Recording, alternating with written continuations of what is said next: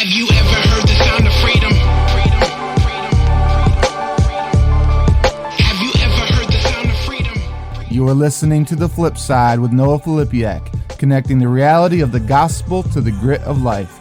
You can support the podcast at patreon.com/Noah Filipiak or at noahfilipiak.com/give. What up, y'all? What up, Flip-a-Potomi?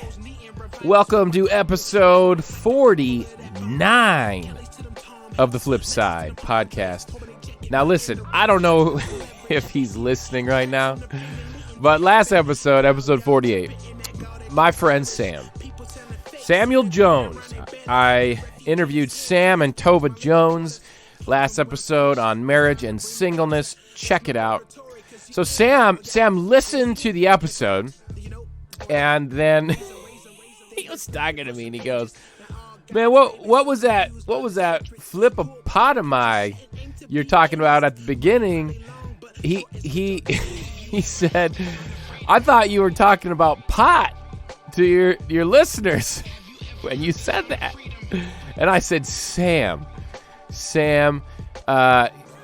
get your mind out of the pot gutter.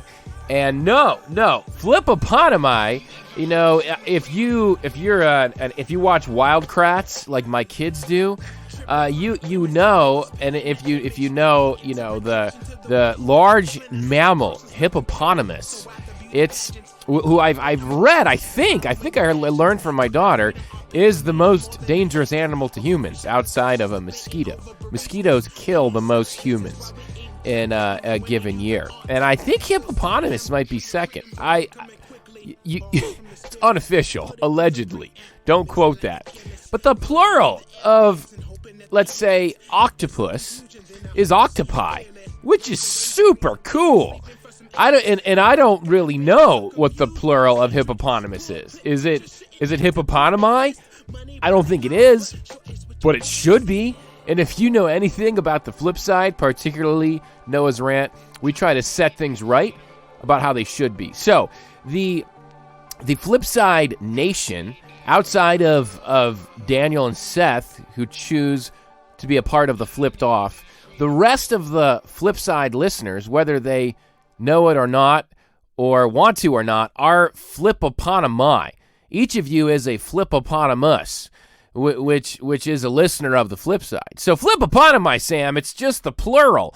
It's plural listeners. We don't have a lot of listeners on the flip side, but we do have more than one. I do know that. There is a plural amount of listeners on the flip side. So therefore, flip-a-potomi are the listeners. And I'm very thankful to each of you. I'm very thankful to those of you that make up the plural flip-a-potomi out there. Thank you for listening. Got a lot of stuff to get through, to go over. Fun, exciting stuff before we jump into the topic of the day. So, big news. I've been holding this in private circles for quite a while now. It's finally public. It's not social media public yet, just because I haven't posted yet, because I don't have enough details done in concrete yet, but it's podcast official now. I made this announcement this last week at our young adult ministry, and now the rest of my staff knows as well. Most of my immediate staff, co-workers, have known for quite a while. But check it out. I am in the beginning stages of planting a new inner city church in the city of Grand Rapids, where I'm currently located. It will be a multi-ethnic inner city church that focuses on urban community development, specifically components with starting new businesses and housing, helping people, particularly people of color living in the inner city, and we'll get into this in future episodes, but helping them become home owners. So big stuff going on. Along with this, I have teamed up with a collective. The word collective is a great word. You see it used all the time. Anything called a collective, you go, wow, that's cool. A collective. I want to be a part of that.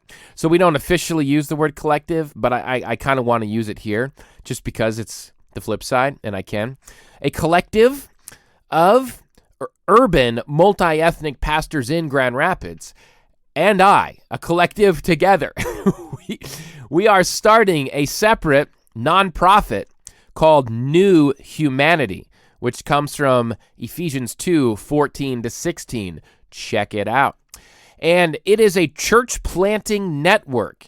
It is a church planting network that specifically only will plant multi-ethnic churches in urban core cities. I'm not sure if that's redundant or not. The urban core of cities, with these churches doing urban community development. So much more to come on that. Don't have all the details. I don't have a name yet. I don't have a website yet.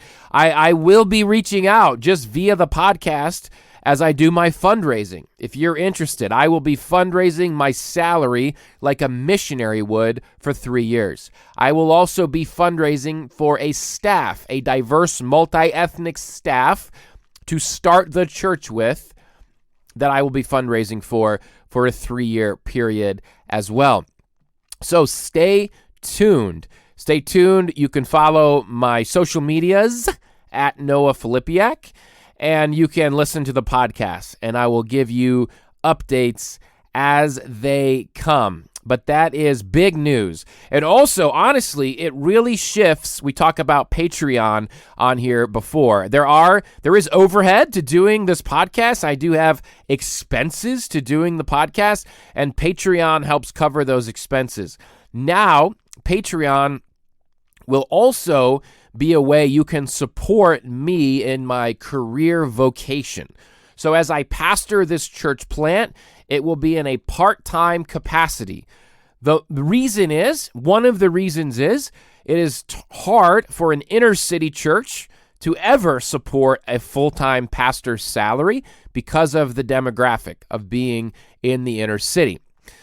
But in addition to that, as I mentioned, I will also be hiring a diverse multi-ethnic staff. We will probably all be part-time to some capacity. But me doing this podcast is going to be part of my career vocation. So if you give to Patreon, this is no longer supplemental income. This is no longer what some would call a side gig, or another fun, cool word like collective, a side hustle. This is part of my primary career income now. Your Patreon gift will free me up to continue to do the podcast as part of my career, and it will free me up to be able to pastor an inner city church and not need or require a full-time salary from that congregation. So if you'd like to give on Patreon, you can go to patreon.com/Noah Filipiak. Patreon is designed for small monthly gifts, a few dollars, a few bucks a month. I have a cool setup where you get to pick out your own Flipside swag. If you want to see what a flipopotami, I guess I should say a flipopotamus, looks like, we have mugs.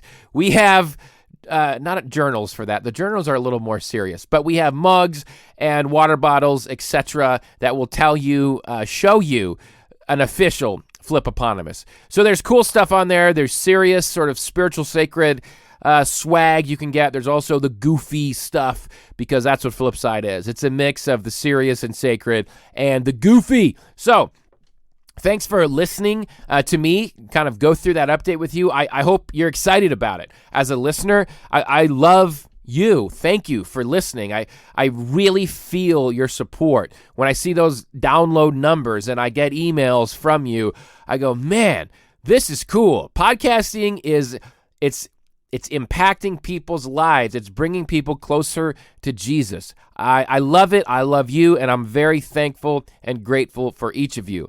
The email for the show, if you want to be on my prayer email team for the church plant and the church planting network, I'm just organizing a prayer team, people that want to pray, that want to get updates about what they can be praying for. Shoot me an email, podcast@beyondthebattle.net. That is podcast at beyondthebattle.net. And let me know that you want to be on that prayer email list, and I will add you to that prayer email list. So boom, it's a big year. 2021 is a big year of change. I'm working now on the church plant. I'm working on the church planting network while still working in my job as a young adult pastor at Ada Bible Church. And Ada Bible has been awesome. They've been super supportive, super encouraging. The kingdom hearts of my supervisors and bosses and teammates and staff and the young adults that I've shared the news with has been so cool, so encouraging. So I am employed there until August 31st. But I have their blessing to work on these new ministries while still employed at Ada Bible, which is fantastic. But I'm working on this stuff, and then I go, whoa! It's already the middle of May. My book, Beyond the Battle, comes out July 13th. That's in 2 months. That's crazy. That's only a few podcast episodes away. So I won't go long into it because I just shared a lot about this life update of planting the church and doing New Humanity, the network. But the new book, it's updated. It's heavily expanded. It's heavily improved. So if you've read the old book, you're going to want to read the new book. I took the 2 years I had of leading online groups, the beyondthebattle.net groups I talked to you about, and guys, real lives, real stories, my real life, my real story of struggling in different ways and guys struggling in different ways, and the book not really addressing those struggles, and God honestly just taking me to deeper and deeper places when it comes to the learning the freedom, learning where that freedom is found in all the multitude of facets of ways that Satan comes at us when it comes to sexual temptation, sexual sin, sexual desires, the longings, the discontentment with singleness, with marriage, many divorced people out there as well that have gone through my small groups. And so for real, as a listener of the podcast, I'm thankful for you. I think you'll love the book. I would ask that you would pre-order a copy now. Go to Amazon, pre-order a copy. I would ask particularly as the release date gets closer, but sure, start now. Share the Amazon link on social media and tell your friends, tell your network why they should pick up a copy of Beyond the Battle. That would mean the world to me. Speaking of Beyond the Battle, today's topic that we're going to get to here in a moment is about sex. And so as you hear me talk about sex, it's a teaching that I did recently with our young adult ministry. In our young adult ministry, we pause a couple times for discussion questions. Those have been edited out, so there will be no pause, but just so you know that's how we format our teaching. But if you're drawn into this teaching, if you connect with it, if you go, yeah, this is speaking to me, I need more of this teaching in my life, Beyond the Battle is for you. It is written to men. Women have read it and have told me positive things about it. So they've asked me, can I read it? Sure, you can read it. But obviously it's a book for men, as the subtitle, A Man's Guide to His Identity in Christ in an Oversexualized World indicates. But this teaching today is to men and to women. And honestly, I don't think you can talk about sex too much. In church, oh my goodness, it's not talked about nearly enough in church in general, right? It is such a huge issue for almost everyone. I think there's very few demographics where sex is not a primary issue. I mean, oh my goodness, in so many facets, in so many ways, sex, relationships, dating, marriage, lust, fantasy, contentment, and even if sex really isn't your issue, I'm sure there's some sort of addiction issue you have, or there's some sort of longing you have, some place that leads you into fantasy where you're not content with what Jesus has already given you. It's like it's not enough, or what Jesus has given you feels like a consolation prize. This message is for you too. This book is for you too, because that's ultimately where it takes us, no matter what your actual issue is. A few more things, and then we will jump in. Next episode. Let me say this. Today, because I'm talking about Noah's rant now. I'm drinking my angry brew. Do you guys hate it when I slurp my angry brew? I would hate that if I was you. I've slurped it a few times into the microphone just to annoy you. Just to annoy my mother, who sometimes listens. I'm going to not slurp into the microphone, but I want you to know the Angry Brew is in hand right now. The Angry Brew is being drank and ingested right now. Quick moment of silence, not for a death, but for me to drink some Angry Brew. One moment. There it is. Didn't slurp. Out of respect for you, my listener, because I respect you. And I love you, and that's how I show my love for you. So, Noah's Rant, sponsored by Angry Brew. Angry Brew is coffee made by 5 Lakes. It has twice the caffeine as normal coffee. And if you go to angrybrew.com, you can pick up a bag of Angry Brew, or 5lakes.com, a bag of Chris's Blend, which sometimes I drink as well on the show and tell you about. You get 10% off if you use the promo code FLIP. Why would you want to do that? Well, 1, you will get delicious coffee. 2, you're supporting me. So yeah, even if you can get it cheaper somewhere else, you're supporting the flip side. So Angry Brew is a sponsor. They send money to the flip side, just like I talked about before with Patreon. When you use the promo code, they see it and they go, oh, maybe we should keep doing that sponsorship. When they don't see that promo code, they go, maybe we should stop doing that sponsorship. So pick up a bag of Angry Brew, Chris's Blend, much appreciated. Angry Brew, Noah's Rant, brought to you by Angry Brew. I can't talk. Noah's Rant today is going to get me in trouble. It's going to be awesome. It's going to be great. Just a teaser. It's coming after the teaching on sex. The awkward transition always from the main topic into Noah's Rant. But I started coaching. I'm an assistant coach on my 3rd grade daughter's softball team. And we had our first 2 games this week, and I can't wait to tell you about it. Oh, my goodness. Fantastic. It's not really a rant. I'm not upset. I'm not angry. It's funny. I don't know if the rant will be funny. That's up to you to decide. But what I observed is funny, and I want to tell you about it. And it's just too silly to put in this intro section. So that's what's coming up. Speaking of Noah's Rant, this is episode 49. Do you know what comes after 49? 50. Episode number 50 of The Flip Side is coming up next episode. That's crazy. That's fantastic. 50 episodes of The Flip Side. I don't even know how many years that is because I didn't look, and I should, but I didn't. It's a long time of doing The Flip Side. We have a very, very special episode for episode 50. Some of you are going to love this. Some of you are going to hate this. There will be half as many downloads on this episode. It's going to be awesome. We are taking every Noah's Rant that has ever existed between episodes 1 and episode 49, so including today. We are editing them out. We are plucking them out from their original episode, and we are giving you one solid episode of only Noah's Rant. Episode 50 of The Flip Side will be Noah's Rant, Noah's Rant, Noah's Rant, Noah's Rant, Noah's Rant. There's a ton of them. I don't have the exact number yet. It's not 50 because I haven't done one every time, but it's north of 30.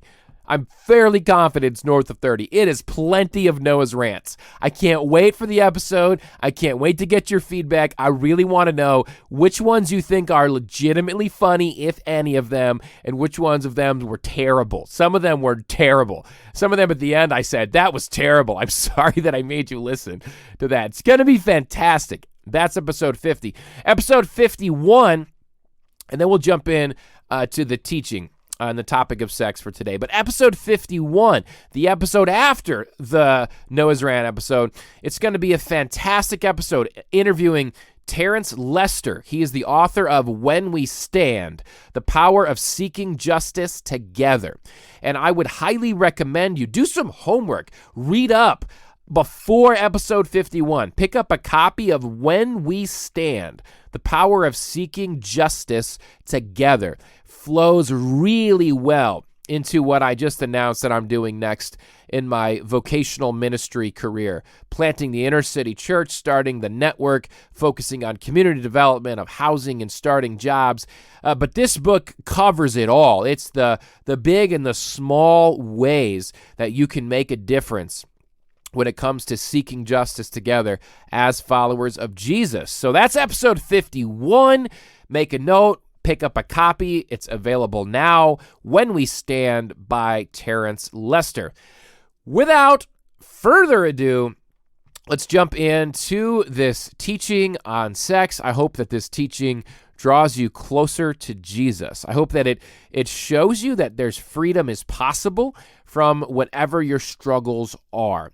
So listen in. And again, if this message connects with you, pick up a copy of Beyond the Battle. All right. Well, thank you. And I am starting to lose my voice, which is always great timing when you're preaching. So bear with me if I have to go to my water often. But whenever I talk about sex, so this week I'm going to talk kind of in general about sex. It's sort of a part 2 to Brad's talk last week. And then next week, we'll talk specifically about pornography.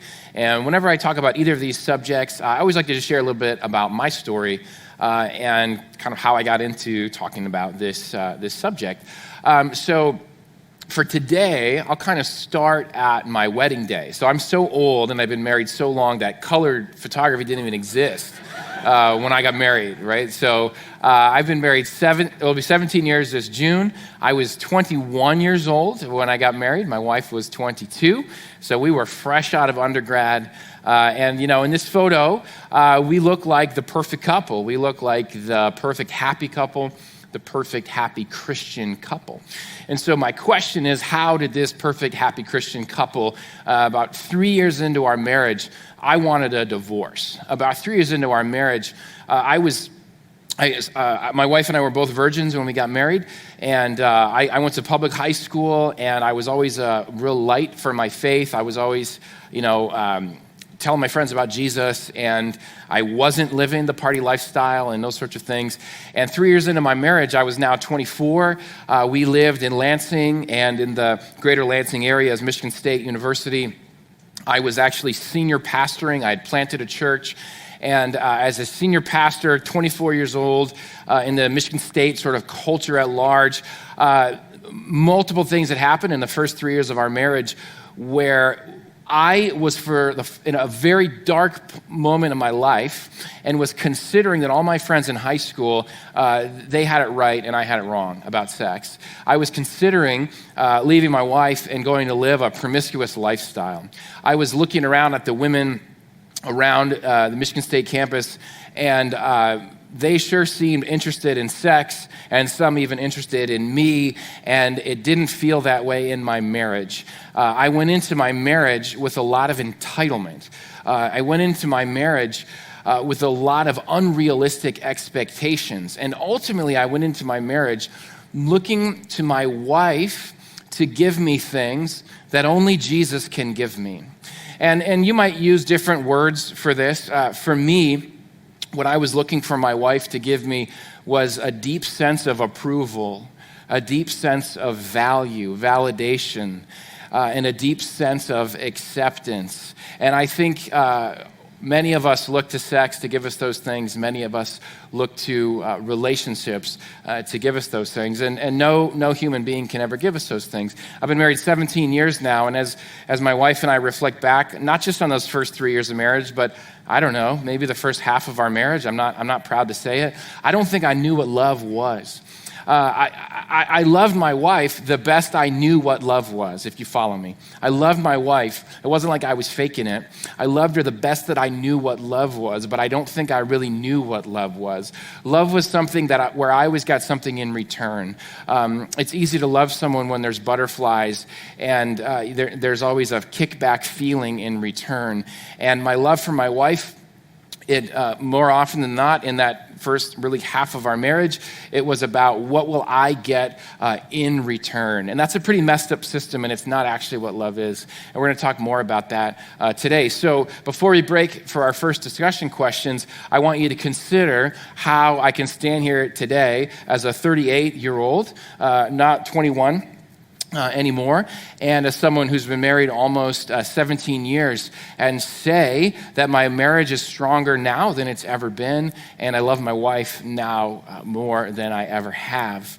And so with that, as you kind of picture that and think about that, and that by no means means that our marriage is perfect by any means, nor has it been an easy road at any point. But first, let's pause, and I want you to get to know the people at your tables a little better. And trust me, all of our discussion questions, please believe me, I picked questions. I'm not asking you to share your deepest, darkest secrets at your table. I realize you're sitting sometimes with total strangers. We just want to get you to start to think at a deeper level about culture at large when it comes to this subject. So talk about these two questions.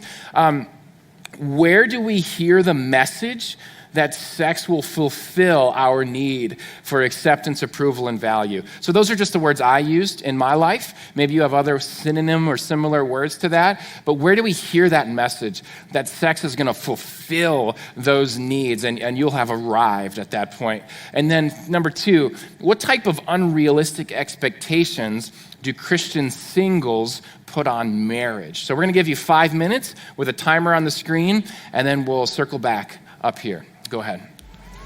All right, if you could wrap up your discussion and face this way again.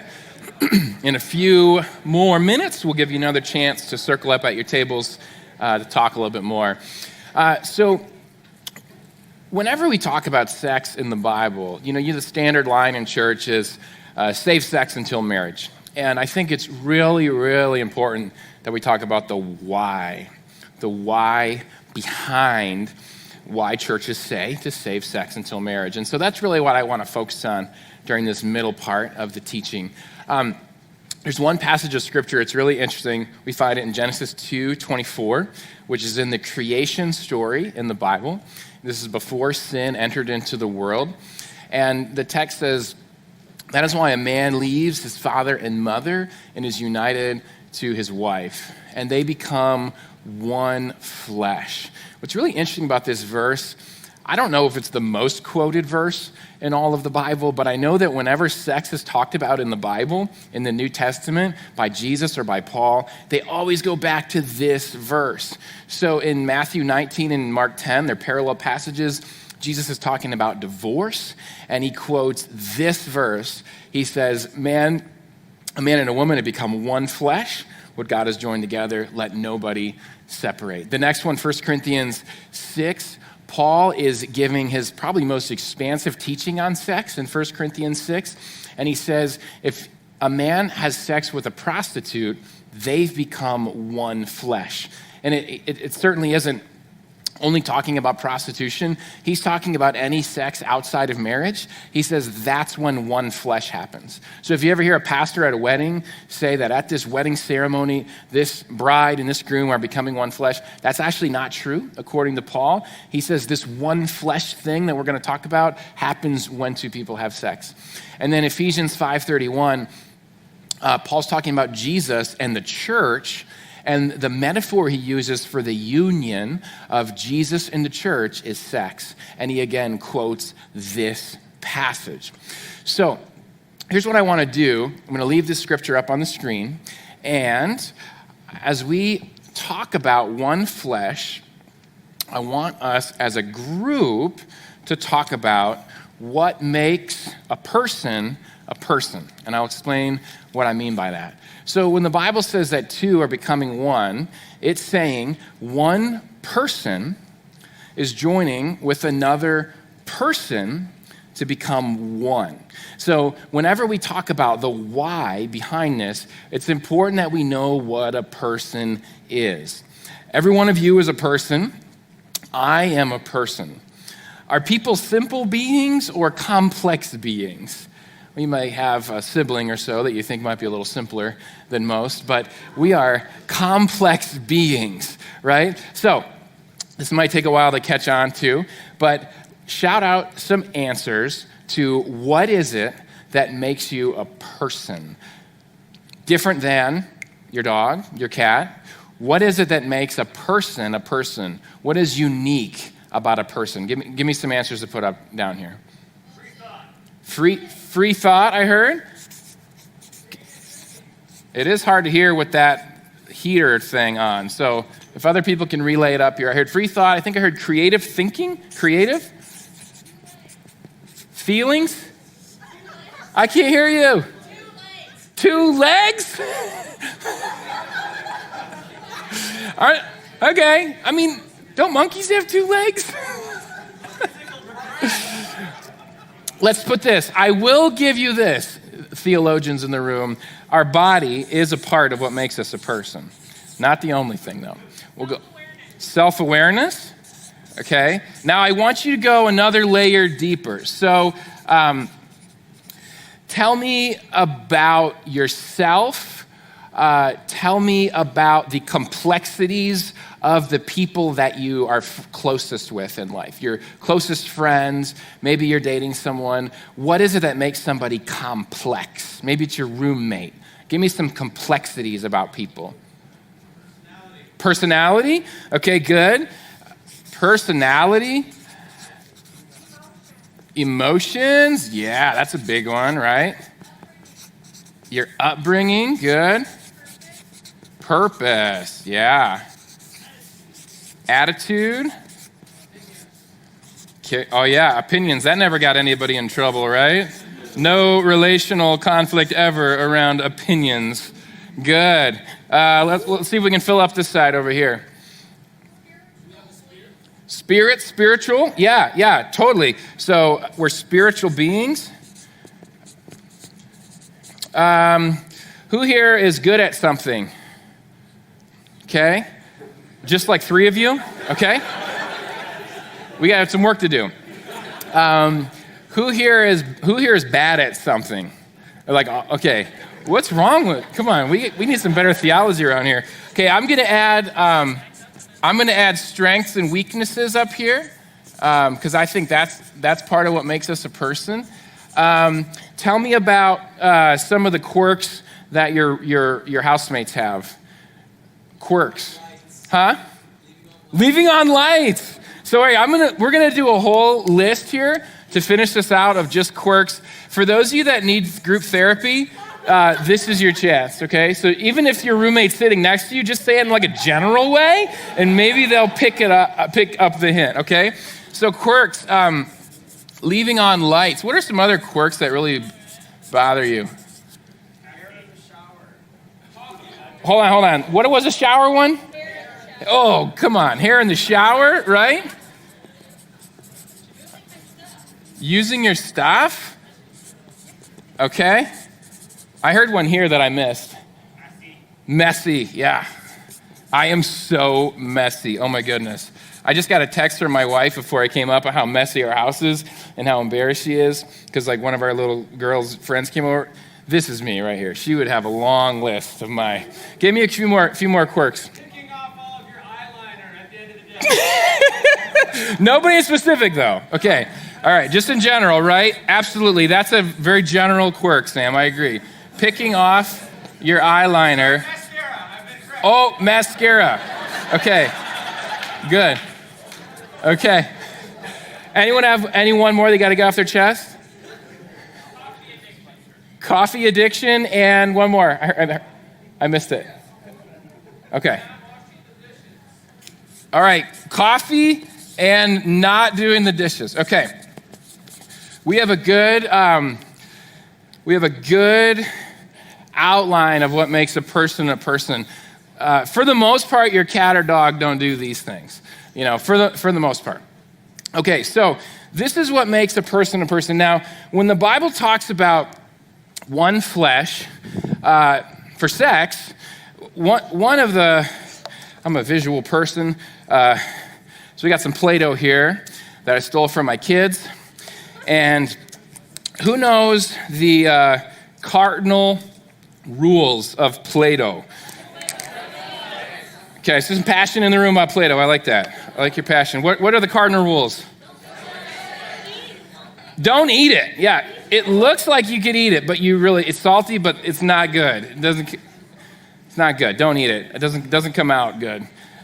What else is the cardinal rules of Plato? Okay, don't mix it. Yeah, we're gonna come back to any other ones? Don't leave them out, because your parent, you pay for this stuff, and your kids leave them out and it turns into rocks. Not as fun. Don't mix what? Yeah, don't mix colors, right? Okay, so here's the deal. When you mix two colors of Play-Doh, you got yellow here and you got blue here. What happens is when you start to mix the two colors, and this takes a while. So, you know those cooking shows where they put all the ingredients together and then you go to commercial and it's like, bing! Okay, well, check this out. You mix it together, bam! Look at that! Turns green. For real though, I just mixed these up earlier because it takes a few minutes.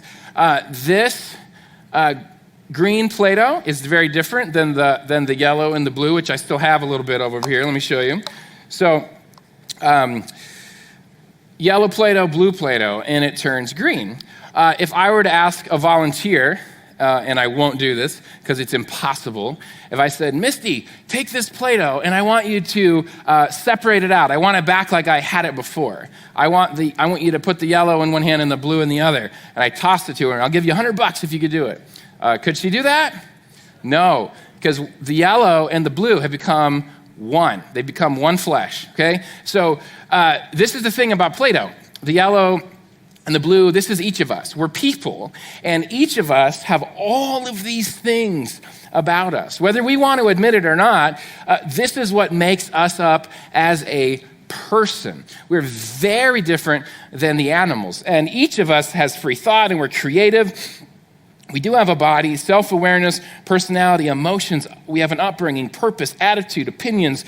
We're spiritual, strengths, weaknesses, and a whole litany of quirks that make us up. So, when the Bible says that sex is a flesh joining another flesh, becoming one flesh, what it's saying is sex is the thing where you take all of a person, one flesh, and you join it with all of another person. That is why marriage is the covenant relationship that says this: I will support you, not you, sorry, but that woman you saw on the screen a few slides ago. I will support you, my wife, Jen, all of her free thought, all of her creativity, all of her self-awareness, all of her emotions, even all of her opinions, even the ones that are wrong. I will support her in her opinions, all of her strengths, all of her weaknesses, and all of her quirks. And trust me, after 17 years, I could leave a long list of quirks here because we've become one flesh. On our wedding day, we made a vow. And within that vow, we said we would have each other and hold each other through better or worse, through sickness and health, through richer or poorer, through whatever came our way, no matter what. And within all of this, we are supporting one another's bodies. We are supporting one another sexually because marriage is the place that can handle all of this stuff into one. But our world doesn't believe this about sex. Our world, our culture believes that you can take yourself as a person and just take off a little bit of yourself, okay? Let's say that this little bit represents your body and the rest of this represents all the rest of you. Our culture says you can just take off a little bit of yourself, your body, and we'll just have those two little pieces become, that little one flesh thing, have sex, have pleasure, come together, but the rest of you will remain over here unscathed. And honestly, if you reflect on your life, if you reflect potentially on your parents' lives, on loved ones' lives, on people in the news lives, you know that that is not how sex works.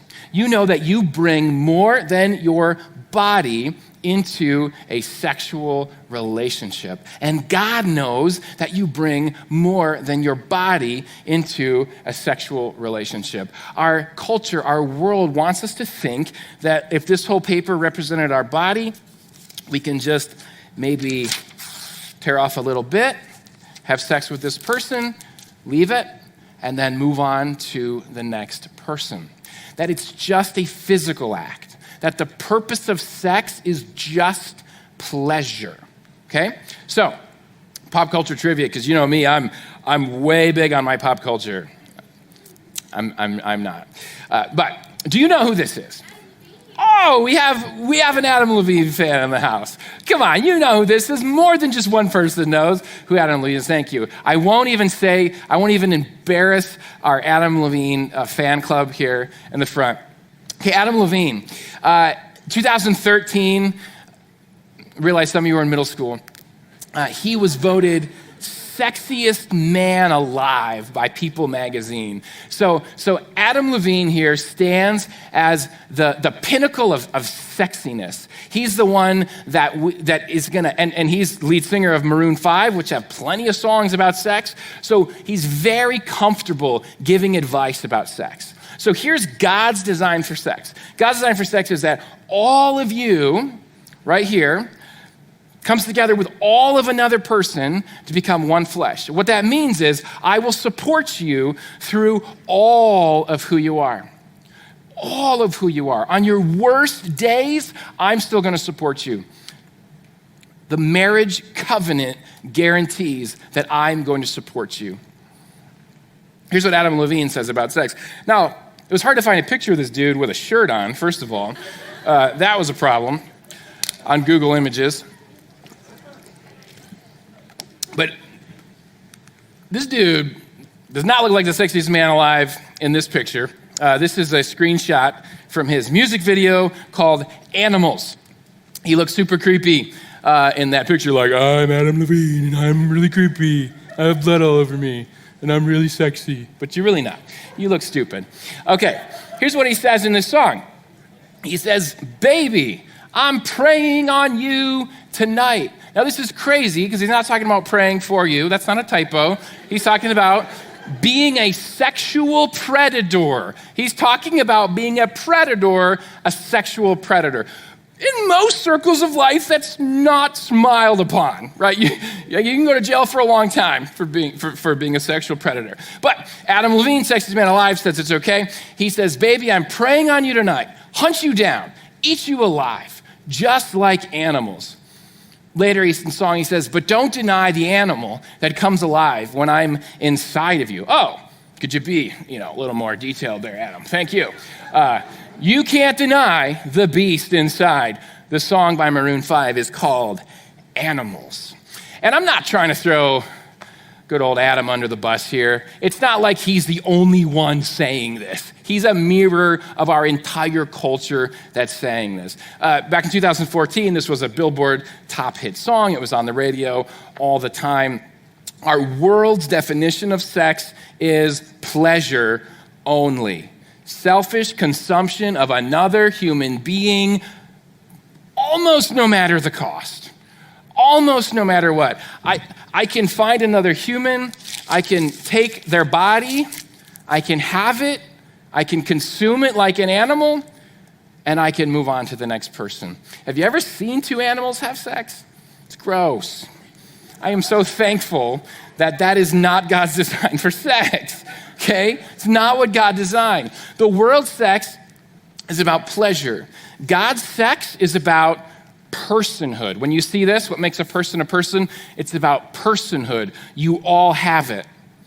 And as a person, you are filled with dignity. You are filled with worth. And God designed sex and marriage to be something that upholds all of your dignity and all of your worth. Before we jump back to discussing at your tables, here's a quick quote from a good book about sex. It's called Mere Sexuality by Todd Wilson. And he says, in the biblical vision, sex is a blessing. So he's talking about sex being a blessing. And he just talked about pleasure as well. Pleasure is a part of that blessing.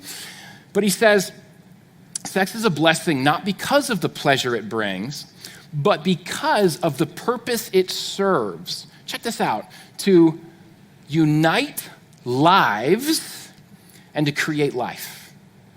To unite two lives and to create life. And in my second half of my marriage, it has been so cool to see how God has used sex in my marriage, where the body becomes less and less important, and the the person becomes more and more important. And we're going to talk about that a bit more next week when I talk about pornography.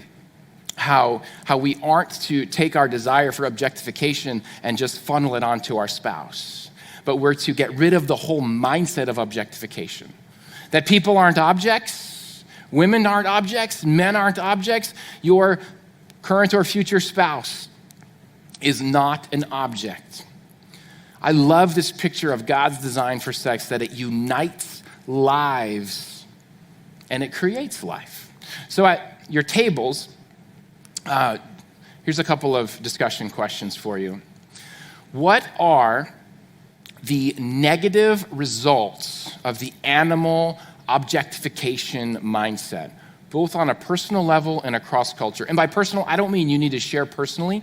I mean on an individual person's life, if they're practicing the animal or objectification mindset, what are some negative results? And then across culture, as you look at our society, what are the negative results you see from the animal objectification mindset? And then question number 2, what are the positive results of God's, I'm calling it the whole person design, this one whole person supporting another whole person as one flesh? On a personal, individual level, what are the positive results? And then across culture, what do you see as the legacy, the positive result of this design? And let me just say this before I break. This 100% applies to singles. This 100% applies to celibacy. This 100% applies to virgins. And the reason is, and I want you to flesh it out at your table, but I want you to understand that within the negative results you talk about, there's a lot of single people wrapped up in that, isn't there? And in the positive results that you talk about, there's a lot of single people wrapped up in there as well. So make sure you include that as you answer these questions. So take 5 minutes at your table for these questions, and then I'll be back. All right. Welcome back. We're just going to take a few minutes to wrap things up. Before we do that, I am curious. Let me put those questions back up there, hopefully without the timer. I'll figure it out. Nope. Adam, you got to help me out. We don't need the timer. I just want you to be able to see the questions. I wanted to get a little bit of, there they are. I just want to hear from you, nice and loud. I'd love to hear some of your answers to these questions. So I think every table is probably a little bit different. What were some of the negative results that you talked about of that animal objectification mindset?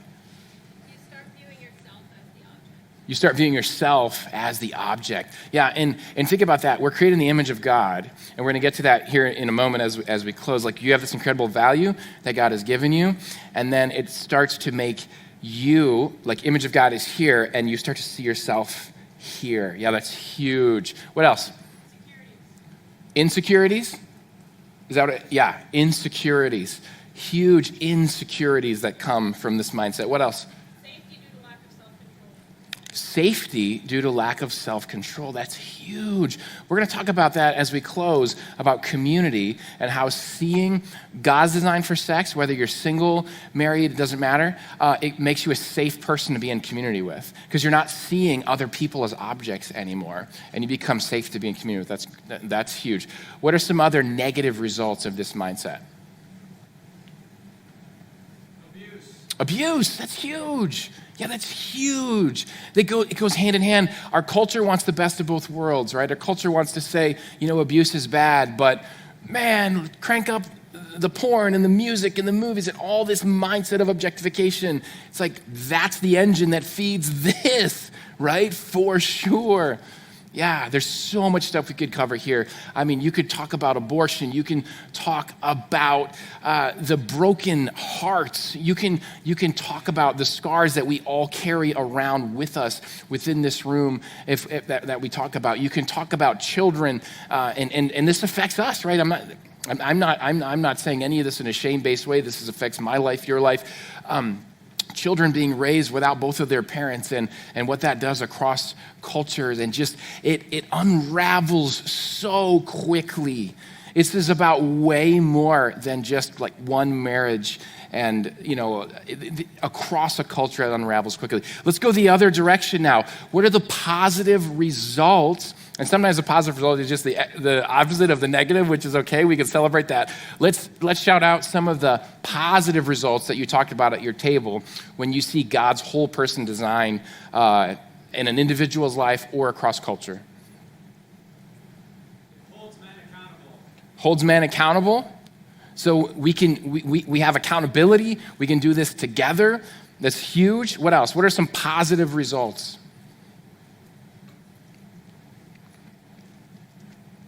Just better relationships overall. There's not as much baggage or trauma. Better relationships overall without the drama, without the baggage. Yeah, that's huge. What else? Has anyone seen this played out well in a marriage? There's trust. That's huge. There's unity. That's huge. Stable homes is huge. Raising kids up to develop, what was it? Healthy relationships in their future. You're modeling this to the next generation. That's huge. So I want you to get a little glimpse of the macro and the micro of why this is so important. Because here's the thing, the world's view of sex, Satan's view of sex, it's always going to seem easier. The instant gratification. I'm not up here telling you, oh, like that doesn't feel good, or there's not a rush that goes away. It's like doing drugs. I mean, the reason people do drugs is because drugs work. You know, I mean that's why people, myself included, we're getting involved in things like pornography, and we're very, you know, the allure of sex outside of marriage. It's huge because it gives you a fix. It gives you something, and we have to take a step back and go, okay, what is this doing to me? What is this doing to other people? And what is this doing across our culture? So what I want to say a couple things before we close is, one, we all carry sexual brokenness around with us. Every single one of us here carries sexual brokenness around with us. And so it's tough in a room like this as I talk about this stuff, and I know it brings up bad memories. It brings up trauma. And you might be thinking about stuff that you did in your past. You might be thinking about stuff you didn't do in your past. And I want you to know that your sexual history or lack of sexual history does not determine your identity. It does not determine your identity. It does not determine your worth. I want you to come back next week, and we're going to talk a lot more about this in detail. But you are a beloved son or daughter of God. God the Father loves you so much. You are his daughter. You are his son. Like literally his son, literally his daughter. We're going to unpack that more next week. But that is who you are.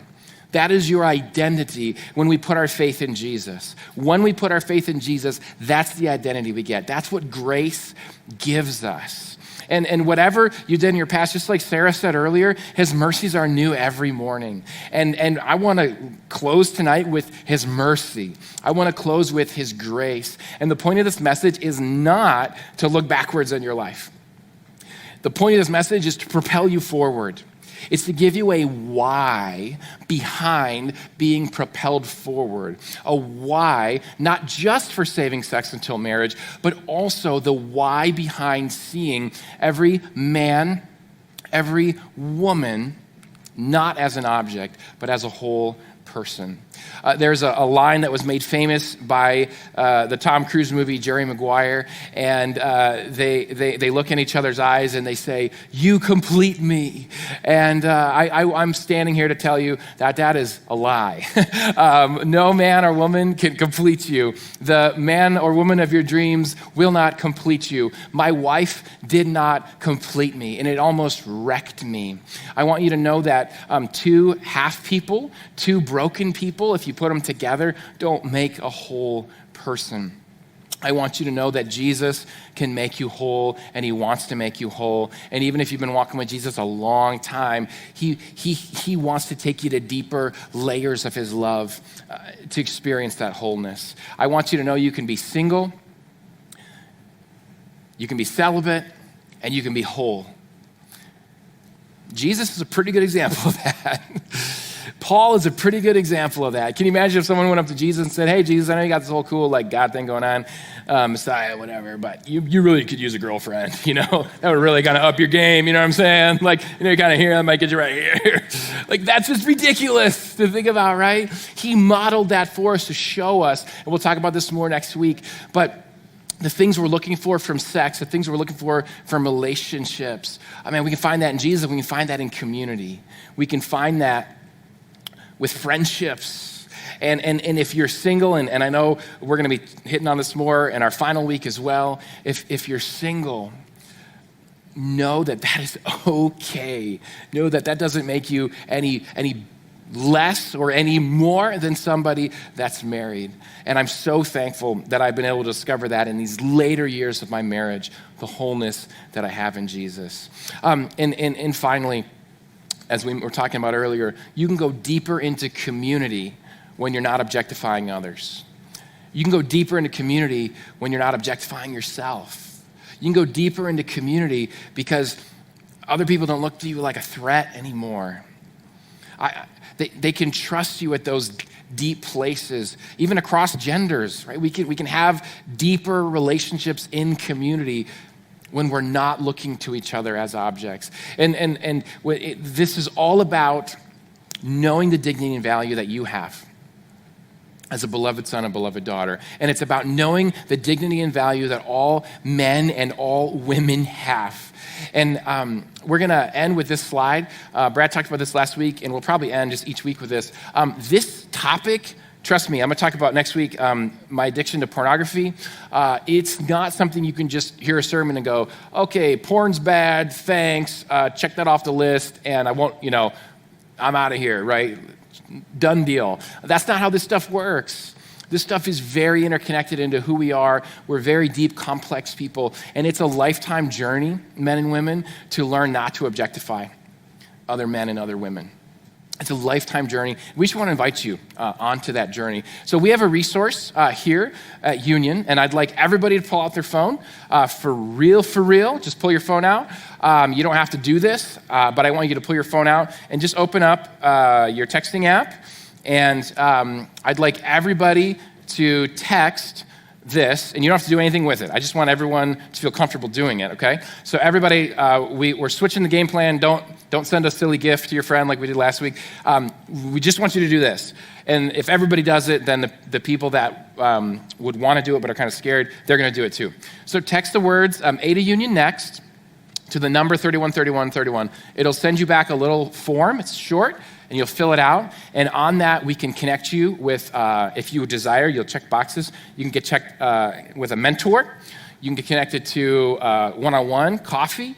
You could talk to somebody on our leadership team. You could talk to Brad, myself, Sarah, and we could get you connected with a counselor. There's all kinds of resources that we have. We don't want you to do this alone.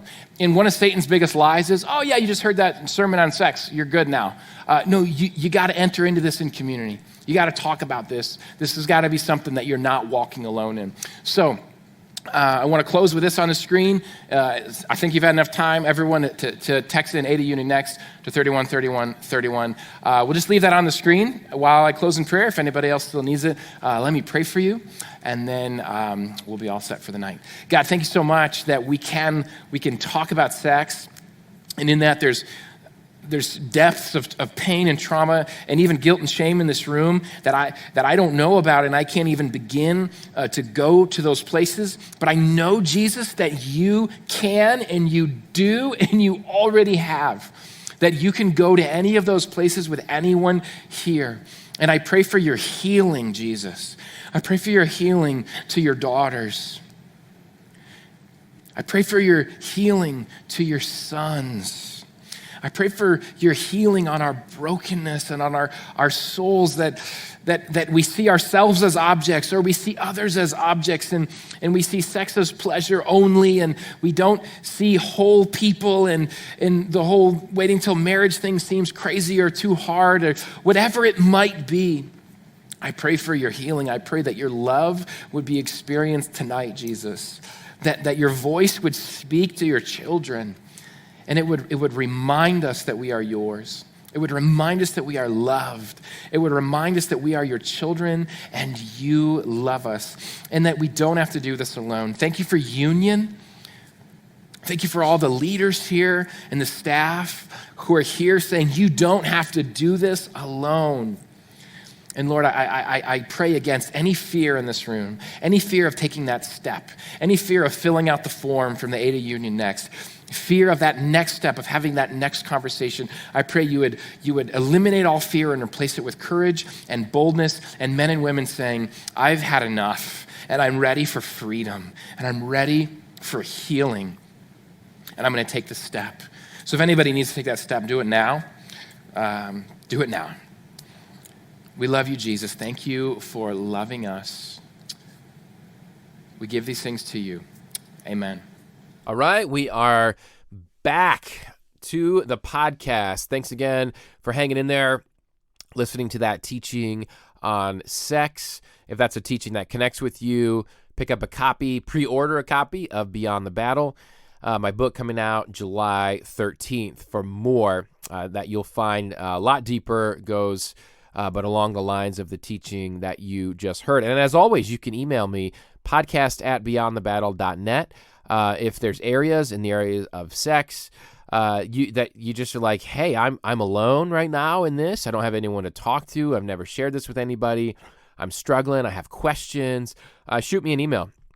I'm not an answer man. I don't have answers. There's not a silver bullet to every question, but I'd love to walk with you for a time and help you, just help you, be there with you, and to let you know that you're not alone and that there's hope and there's other people who are dealing with similar things that you're dealing with. You're not alone. Satan's biggest lie is to tell you you are alone. And that's just not true. There's a lot of followers of Jesus who are struggling with the same stuff you're struggling with, and coming alongside of them, or them coming alongside of you, is a beautiful, beautiful thing. So thanks again for listening. Now, this is the time of the show right here. This is it. Boom, ba-boom, ba-boom, ba-boom, boom, boom. This is the transition. This is the disclaimer. This is the warning. I should have warning bells going off. Maybe we'll do that for the next 50 episodes. Some warning bells. Alert, red alert. Noah's rant is about to begin. So what this means is if you are a listener who really likes spiritual conversation, if you're a listener who likes to grow in your faith, if you're a listener who, you would call yourself mature, educated, well-rounded, well-balanced, if those things apply to you, you want to stop listening right now. There's a little, usually if you're already playing your episode, whatever device you're on, it looks like the number 11. It's a pause button. Just push that right now. Push it, and it'll stop. It'll end. You won't hear my voice anymore. That's what you want to do, because what's going to happen next is Noah's rant, and it's utter ridiculousness. It will make you less intelligent. It's not something that if you go on listening, it is completely your fault. I'm telling you that now. Don't blame me. Don't email me. Don't say that was dumb and I'm less intelligent now. Of course, I just told you that's what's going to happen. So stop listening now. If you continue listen, you sign the waiver. It's not, you don't come talking to me. Talk to yourself. Maybe you need an accountability partner who can help you stop listening to Noah's rant. But here we go. So without further ado, episode 49, presented by Angry Brew. I present to you, that's a rhyme. Maybe I should be a rapper like K-Lake. Kyle, thank you, my brother, if you're listening. Shaking his head. No, we've tried. That's not going to happen. Noah's rant.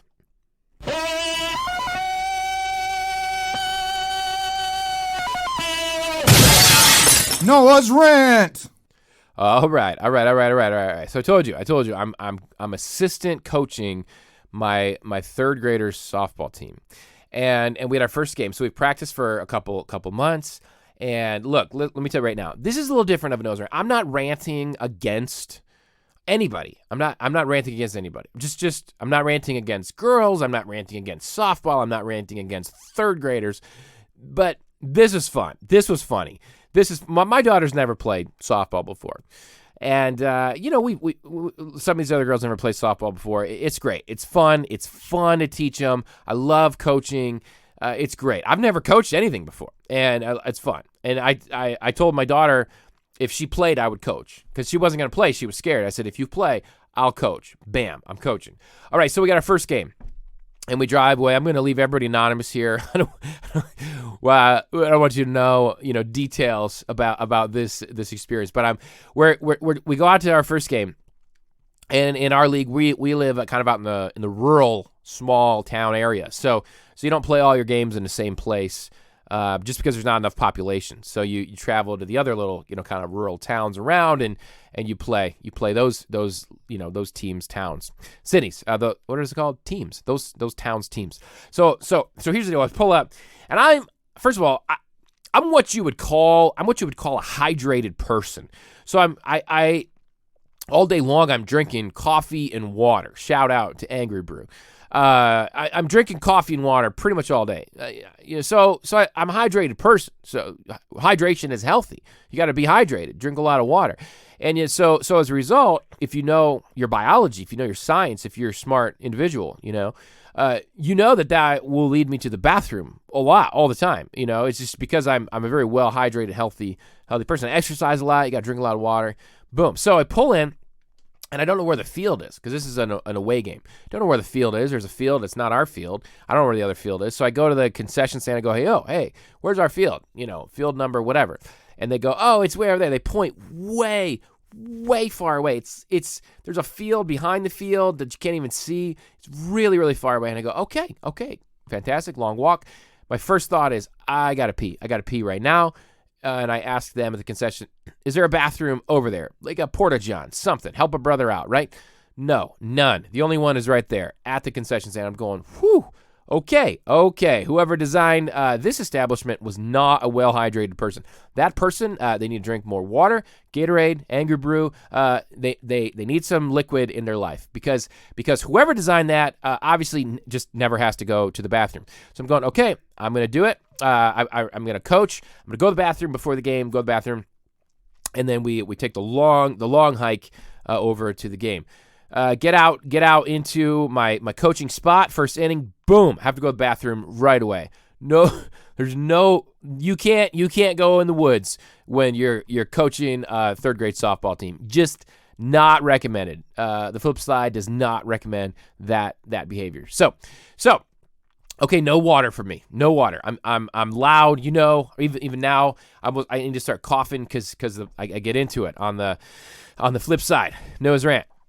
As you know, I leave it all on the field. So I'm coaching, leaving it all on the field because I'm on the field, and I'm like, okay, no water, no drinking, no nothing. Can't drink anything because, man, I got to go now, and it's only inning one. So I'm coaching, and I'm telling you, so this is kid pitch. This is the first year that they do kid pitch. In our league, it has all kinds of crazy rules, like fun, different rules because they're trying to teach girls how to play, and so they change things, and you wouldn't normally expect. So one of the rules is once a pitcher pitches 4 balls in normal baseball or softball, you would walk. A ball being not a strike ball, a bad pitch, you get 4 of those. You walk to first base. Well, in this league, which is cool, no problem with this rule at all. The coach comes and pitches after 4 balls. They don't get a walk because they figure you'd be walking every batter. And so the coach pitches to that girl, right? Great. So you know how many times the coach came out to pitch? Every time. Every time, pretty much. So the girl pitching on the other team so our girl pitching, she wasn't throwing many strikes. That's okay. They're learning. They don't know. But it was up there. It was close. It would bounce near the plate, etc. The girl on the other team, I'm telling you, so she's pitching. Our girls are batting. I'm the first base coach.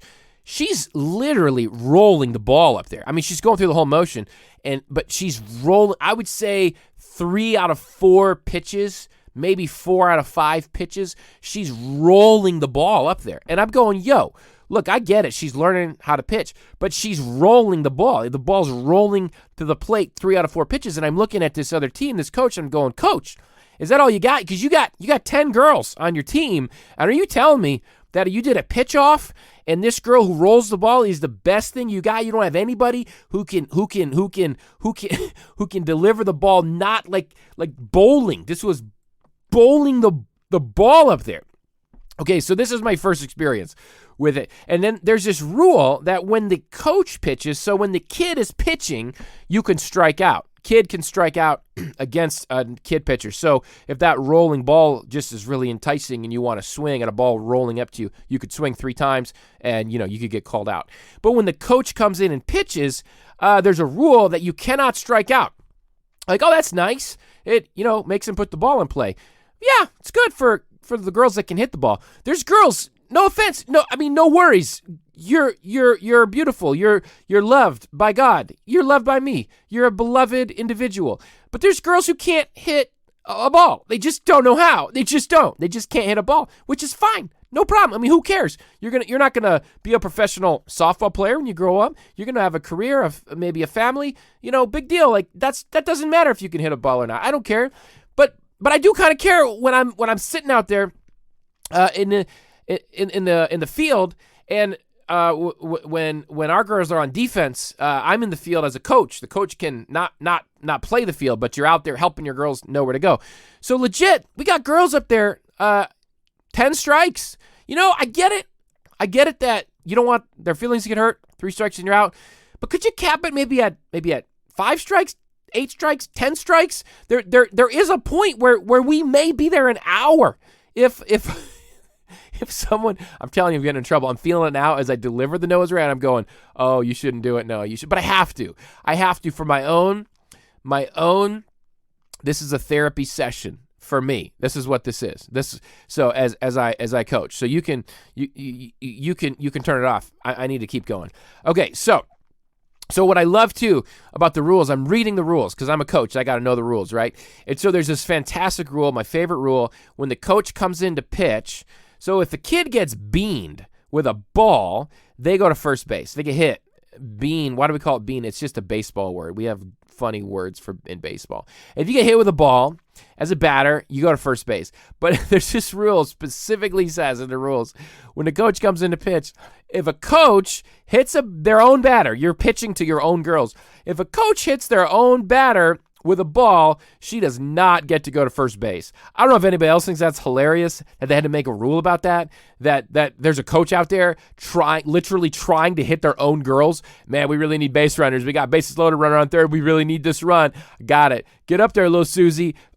Close your eyes and make sure you're wearing a helmet. And they plunk their girl in the back, and they cheer. Yes, we scored that winning run that we needed. Get down to first base. I don't care if your back hurts and you can't walk because you're in 3rd grade and I just beamed you with the enormous softball, which isn't soft at all. Whoever named softball is probably the same person that created those jackets with no sleeves or Honeycrisp apples. It's not soft. Trying to teach my daughters, both of them, 3rd and 1st grade, how to catch a softball. Are you kidding me? It's like child abuse. I beat them in the face so many times. They hated it. This is the worst game ever. We hate this. You're throwing a rock at my face. They don't know how to catch. There's literally these tiny little girls just getting pummeled with a softball. Don't worry, little girl. It's soft, like a feathery pillow. Yeah, a feathery pillow that'll knock your eyeball out. It's not soft, just for the record. Okay, so got to study the rules, and I thought that rule was hilarious. So the first game, the umpires. Oh my goodness, bless their hearts. Bless these little umpires' hearts. The field umpire. So there's 2 teenage boys for our first game. And, anonymous, no biggie, nobody knows, it's all good. It's all good. So this, they're probably listening. I mean, most of the population listens to the flip side. So cool. If they're listening, they know I'm not outing them. Nobody knows, but at least they can listen now to Noah's Rant, like Noah's Rant does. It makes the world a better place. They'll learn how to be a better umpire now, which is better for the world, better for all the future games. Okay. So I'm the first base, umpire, and the field umpire is right next to me, legit. Right next to me. So we got our first girl on base, and we have all these weird rules.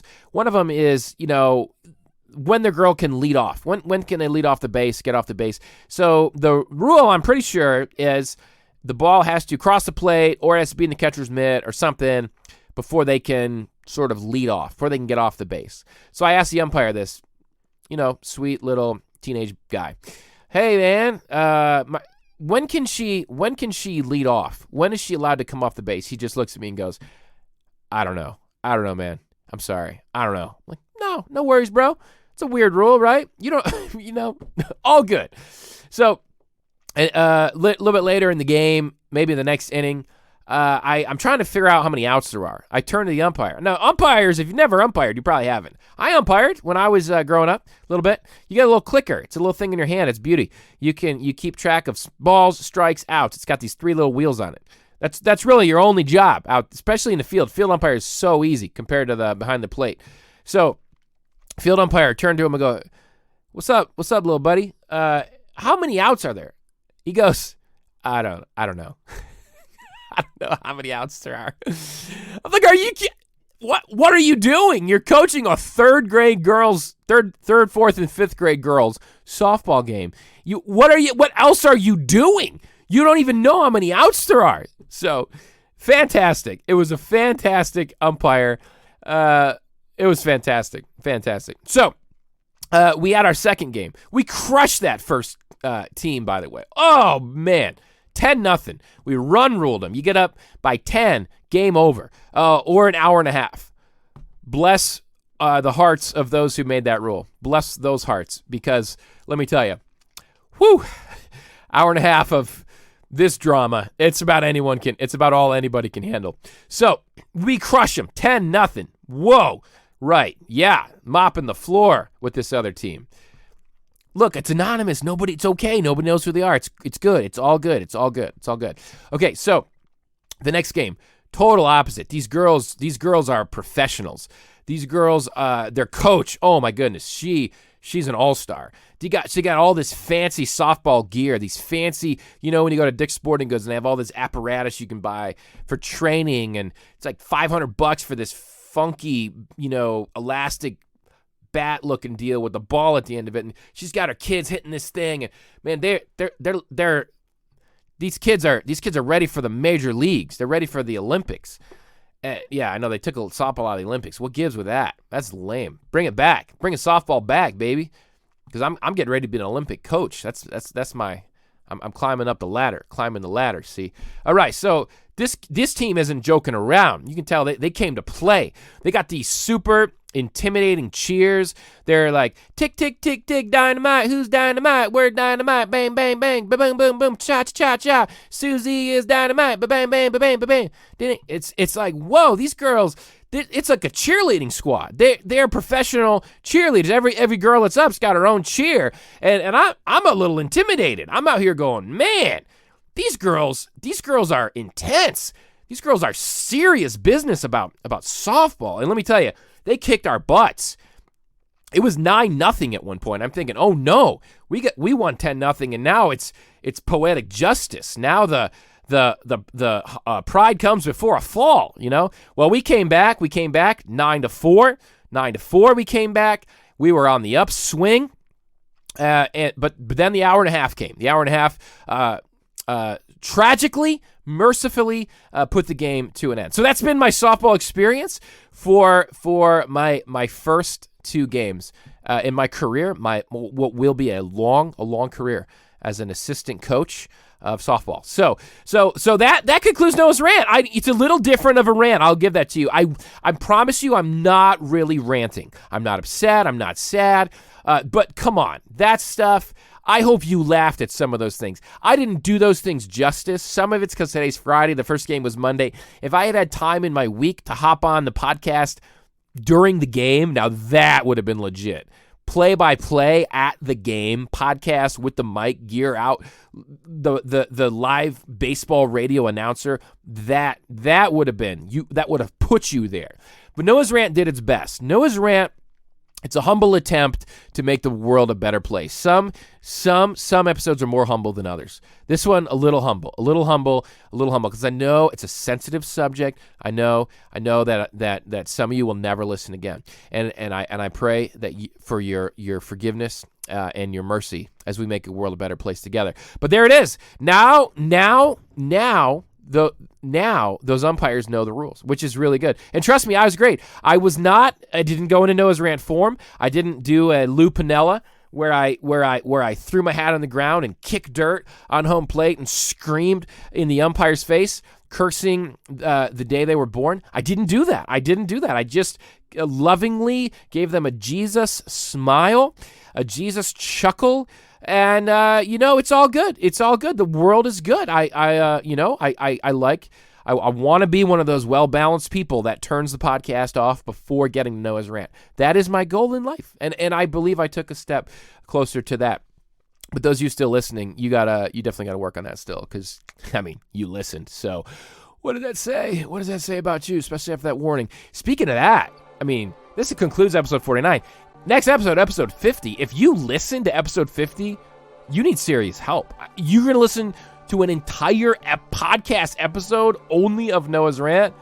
That's crazy. That's insane. I hope you do. I hope you hang out. Subscribe to the podcast. And remember, I am interviewing Terrence Lester, author of When We Stand, on episode 51. Check out patreon.com/Noah. The Flip Side with Noah Filipiak is a South Come on, Francis outro. Press production. Copyright Noah Filipiak. www.noahfilipiak.com. Theme music by Kyle Lake at K-Lake Music. Used with permission. Please subscribe and leave a review on iTunes or wherever podcasts are found.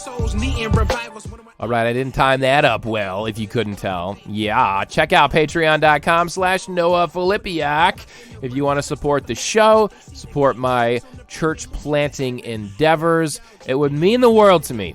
I will see you next time on the flip side. His poems, my living quarters. Close them when I'm finished. Then it's time to bring me closer. There's no purgatory, cause you're in or you're out. When you see him in the clouds, then you know it's going down. Raise them, raise them, raise them. They've been sleeping for some ages. Now all God's babies so confused by this hatred. Pulpit preachers shouldn't aim to be A-list. Money probably long, but short is what your days. Have you ever heard the sound of freedom? Have you ever heard the sound of freedom?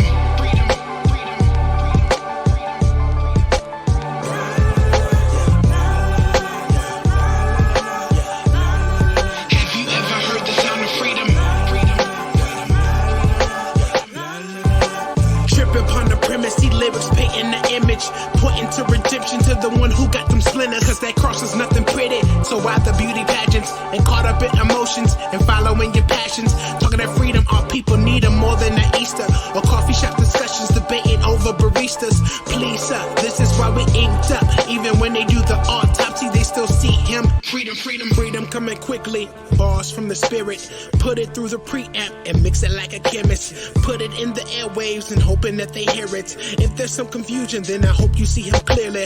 Raise them, raise them, raise them. They've been sleeping for some ages. Now all God's babies so confused by this hatred. Pulpit preachers shouldn't aim to be A-list. Money probably long, but short is what your days is.